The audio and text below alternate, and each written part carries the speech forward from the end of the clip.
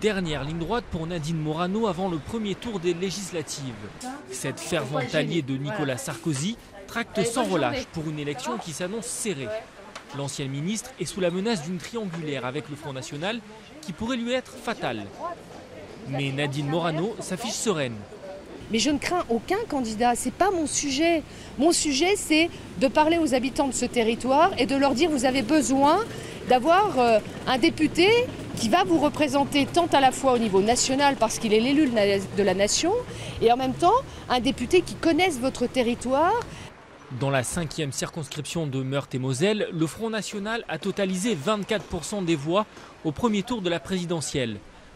Nadine Morano n'hésite donc pas à reprendre les thèmes chers à l'électorat frontiste. Immigration, droit de vote des étrangers. Sauf que le Front National est bel et bien présent, malgré la mort subite de son candidat, une semaine avant le premier tour.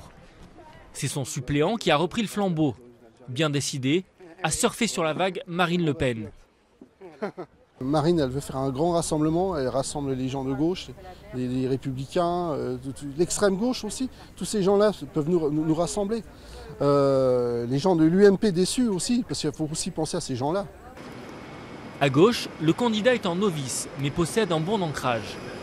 Dans une région lourdement frappée par les licenciements, il veut une réindustrialisation de la Meurthe-et-Moselle et assure ne pas se laisser distraire par une adversaire à l'aura nationale.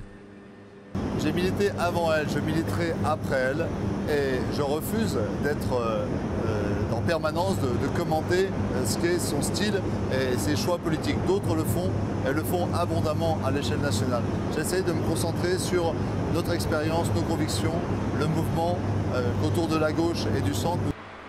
Un centre qui a appelé à voter pour le PS au second tour. Nadine Morano, elle, mise sur le bon score de Nicolas Sarkozy, qui a remporté 53% des suffrages au second tour de la présidentielle.